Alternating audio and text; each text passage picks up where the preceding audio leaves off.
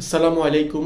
প্রিয় মালয়েশিয়ান প্রবাসী ভাইরা, সবাইকে জানাই আন্তরিক অভিনন্দন ও ভালোবাসা। আশা করি সবাই ভালো আছেন, সুস্থ আছেন। যে যেখান থেকে আজকের ভিডিও দেখতেছেন সবাইকে জানাই আন্তরিক অভিনন্দন ও ভালোবাসা। প্রিয় মালয়েশিয়ান প্রবাসী ভাইরা, আপনারা অবগত আছেন মালয়েশিয়ান গভর্নমেন্ট ফরেন ওয়ার্কারদের জন্য ইপিএফ চালু করেছে। ইপিএফ ইপিএফ অথবা কেএসডব্লিউপি এটা চালু করেছে। এখন যারা আমরা এজেন্ট বিষয়ে আছি এবং কোম্পানির বিষয়ে আসি, এই দুইটা বিষয় নিয়ে কথা বলবো। অবশ্যই সম্পূর্ণ ভিডিওটা দেখবেন। তো ইপিএফটা চালু করছে। এখন আমরা যারা এজেন্ট বিষয়ে আসি তাদের কিন্তু ভিসা রিনিউ করার জন্য কিন্তু খরচটা বৃদ্ধি পাবে। যেমন মালয়েশিয়ার গভর্নমেন্টের আইন অনুযায়ী একজন ফরেন ওয়ার্কার জন্য 4%, মানে 4% ইপিএফ জমা দিতে হবে গভর্নমেন্টের অর্থনৈতিক খাতে। ইপিএফ জমা দিতে হবে।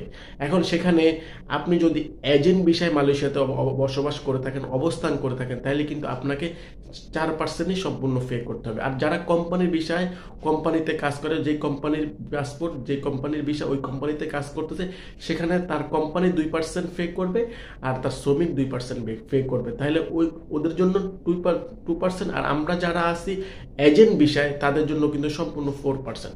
তাহলে 4% যদি আমরা ক্যালকুলেশন করি, তাহলে সেখানে আসতেছে প্রতি ইয়ারলি 816 রিঙ্গিত। তাহলে প্রতি মান্থলি 68 রিঙ্গিত। তাহলে আপনাকে আপনি যে এজেন্ট বিষয়ে আছেন, আপনি যে পাসপোর্ট নিয়ে অন্য জায়গায় কাজ করতেছেন, তাহলে সেখানে আপনার 816 রিঙ্গিতই প্রতি ইয়ারলিতে ভিসা রিনিউ করার সময় আপনাকে গভর্নমেন্টের ইপিএফে পে করতে হবে। তো প্রিয় মালয়েশিয়ান প্রবাসী ভাইরা, যারা আমরা আসি এখানে এজেন্ট ভিসার জন্য 4%ই পে করতে হবে। আর কোম্পানি ভিসার জন্য কিন্তু তার কোম্পানি 2% এবং সে নিজে 2% পে করতে হবে। আরেকটা কথা হচ্ছে, আপনি যখন এই ইপিএফটা প্রদান করবেন, আপনি যখন মালয়েশিয়া থেকে একেবারে বাংলাদেশে চলে যাবেন, তখন কিন্তু আপনি আপনার কোম্পানিকে মিনিমাম 15 থেকে 20 দিন অথবা 1 মাস আগে আপনার কোম্পানিকে ইনফর্ম করতে হবে যে আমি একবারে মালয়েশিয়া থেকে চলে যাব, তাহলে আমার ইপিএফ এর টাকাটা উত্তোলন করে দিবে।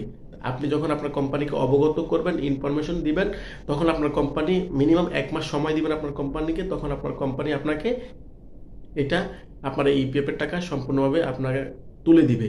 তো প্রিয় মালয়েশিয়ান প্রবাসী ভাইরা, এখন যারা আমরা আসি মালয়েশিয়াতে বর্তমানে, তাহলে ভিসা ঋণ সামনের দিনে যখন এটা সম্পূর্ণভাবে প্রক্রিয়ার দিন, এখন বর্তমানে প্রক্রিয়া দিন আছে, সম্পূর্ণভাবে এই ইপিএফ বাস্তবায়ন হবে ফরেন ওয়ার্কারদের জন্য, তখন কিন্তু আপনাকে ভিসা রিনিউ করতে কিন্তু এই 816 রিঙ্গিত বা অধিক মিনিমাম 1000 টাকা আপনি ধরে রাখতে হবে। 1000 টাকা আপনার ভিসা রিনিউর খরচ বাড়তে পারে।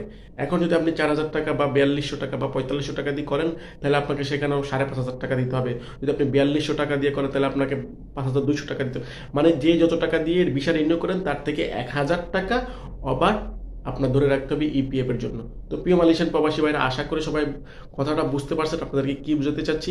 তো ভালো থাকবেন, সুস্থ থাকবেন। আবারও নতুন কোনো তথ্য নিয়ে আপনাদের সামনে হাজির হব। এই পর্যন্ত আমাদের সাথেই থাকুন। আসসালামু আলাইকুম ওয়া রাহমাতুল্লাহি ওয়া বারাকাতুহু।